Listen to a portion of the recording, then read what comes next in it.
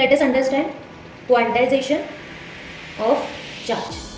So what do we mean by that is that a smallest unit, a smallest charge that can be added or removed from a body is a charge of electron. Okay, so the smallest charge is charge of electron, and all other charges we can denote it as an integral multiple of this E. Okay, so we can write that smallest charge that can be added or removed from a body is the charge of an electron. Okay, so if we want to denote any charge, if a charge on a body is Q, okay, charge on a body is Q, then we can write that charge as an integral multiple of E. Okay, so what N is that? It is an integer. Okay, so we know that E has a value 1.6 into 10 raised to minus 19 coulomb. Okay, it is the electron's charge. Some of the important quantities we will write. So first of all, let us write mass of electron. Mass of electron, we need to remember this, all these quantities. Okay, so mass of electron is 9.1 into 10 raised to minus 31 kg. Mass of proton, we also have to remember this, 1.67 into 10 raised to minus 27 kg. And mass of neutron is similar to this proton's mass, 1.68 into 10 raised to minus 27 kg. Okay, so again the charge, let us get to know what are the charges on electron. Charge on electron is minus 1.6 into 10 raised to minus 19 coulomb. Charge on proton, it is positively charged, so it is positive 1.6 into 10 raised to minus 19 coulomb. And charge on neutron, as we all know, neutron has zero charge. Okay, so it doesn't have any charge. So what happens if two positive charges come in front of each other? What happens is that they will exert force on each other. Okay, so these are the like charges, same charges are there, positive, so they will repel each other via same force. Okay, so what this force means, this force is due to charges. Okay, so it is called electric force.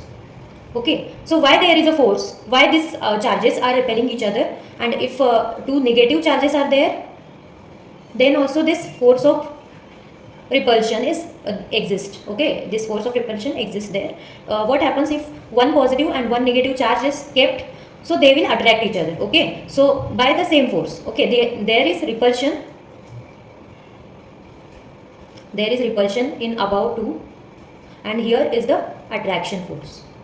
Okay, so these two charges are repelling each other, these two charges are attracting each other, we know that, but by how much quantity? What is the quantity of force by which they are repelling each other and attracting each other? So that force, what is the quantity of that force, that we have to understand by Coulomb's law. Okay, so what this law states that, so let us understand what is the Coulomb's law.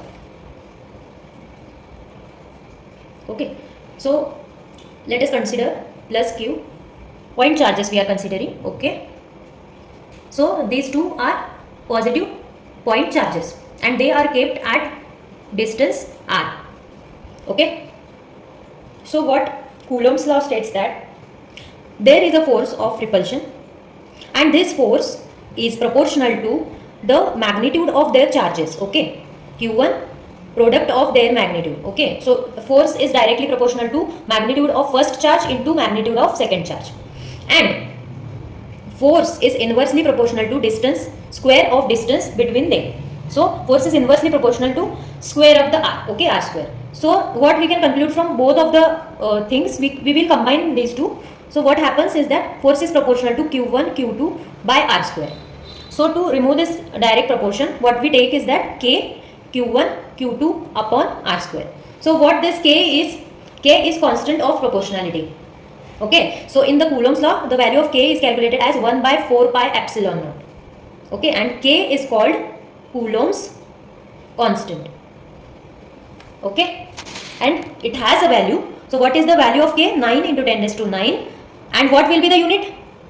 So we can calculate unit by this seeing at this formula. Okay, so what our force is in? Force is in Newton. Okay, we have to calculate unit of this K. Na? K we have to keep like that. And what is the unit of Q1 and Q2? Coulomb square. Q1 into Q2 means Coulomb square divided by meter square. So we can transfer this to this side. So what is the unit of K? Newton meter square by Coulomb square. So by this method we can get to know all the units. So no need to remember the units. Okay, Newton meter square by Coulomb square. Okay, and what is the epsilon naught? It is permittivity of free space. Free space means vacuum. Okay, so epsilon naught has a value. So what is the value of epsilon naught? 8.854 into 10 raised to minus 12. And how we can calculate the value of unit of epsilon naught? We know that K is 1 by 4 pi epsilon naught. So what will be the unit of epsilon naught? 4 pi has no unit. Okay, so it is a scalar quantity.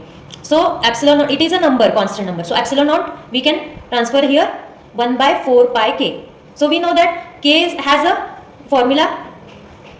K has this unit. So how we can calculate unit of epsilon naught? We have to just flip this. Okay, so we can write that Coulomb square Newton raised to minus 1 meter raised to minus 2. Okay, so no need to remember the units. We can calculate like this. Okay, so this is the simplest trick. Law. What it states that the force of attraction and repulsion between 2 points, so 2 point charges plus Q and plus Q2, and distance between them is given as R. So what it states, it will repel each other. They will repel each other. Okay, so the force of repulsion between these 2 point charges is proportional to product of their magnitude of charges. Okay, so the force is given as K Q1 Q2 upon R square, and we know that K is 1 by 4 pi epsilon naught. Okay, so it is the constant of proportionality and it is also Coulomb's constant. Okay, so what this epsilon naught is, technically can be define this epsilon naught? It is permittivity of free space or vacuum. But what is that? Can we interpret that? Okay, so what we can conclude is that if electric field lines are flowing through that free space or vacuum, so how much resistance they are feeling?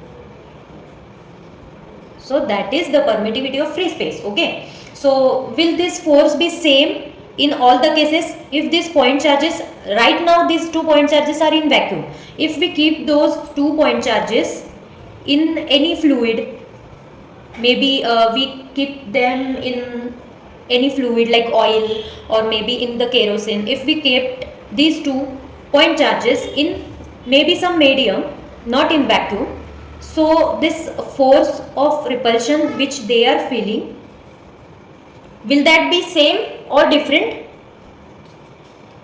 Yes. Will that be same or different? It will be different. Okay, so here comes the relative permittivity of medium. Okay, so what this ER will be? Relative permittivity of medium. Okay, so what this force will become? Force will be equal to K Q1 Q2 upon R square, which means 1 upon 4 pi epsilon. We are not writing epsilon naught, we are only writing epsilon Q1 Q2 by R square. Okay, so what this epsilon will be? Epsilon will be epsilon naught into epsilon R. Okay, so R will be extra term that is coming. Okay, so relative permittivity of medium is epsilon naught. We have to multiply this epsilon naught with epsilon R, and then that will become epsilon. Okay, so epsilon R is epsilon upon epsilon naught. Epsilon R, can we write this as force in vacuum? Force in vacuum divided by force in medium. Can we write like that? Yes, we can write like that. Okay, so this value will be in the denominator and this value will be in the numerator. So ER will come above. Okay, so we can write like that, epsilon R. Okay, so now we know that force is a vector quantity. Okay, so plus q1 plus q2 and the distance between them. Now the force on this q1 due to q2, okay, so q2 will exert force on q1, force of repulsion. So what we can write to this force is that force on first charge due to second charge in the vector form, okay, and force on q2 will be force on second charge due to first charge, okay, and there is a unit vector in this direction. So we can write that unit vector means r cap of second with respect to first, okay, so we can say like that. And what about the another vector which is their unit vector of first with respect to second charge, okay. So we know that what is this unit vector? It is the vector divided by its magnitude, we know that. And what is this r21? It is unit vector along A to B, okay. So from this to this, so we can write like that, force due to force on second charge due to first charge, we can write like that 1 by 4 by epsilon naught q1 q2 by r square, and with direction we have to write, okay. So this unit vector we have to multiply so that it will become a vector, okay. We have to write in the vector form, right. So r cap 21 is minus of r cap 12, okay, it is minus of that. And we can also write like that, force due to first charge on second charge, okay, force on second charge due to first charge is minus of force, we can see that both are in opposite direction, so minus of force on first charge due to second charge, okay.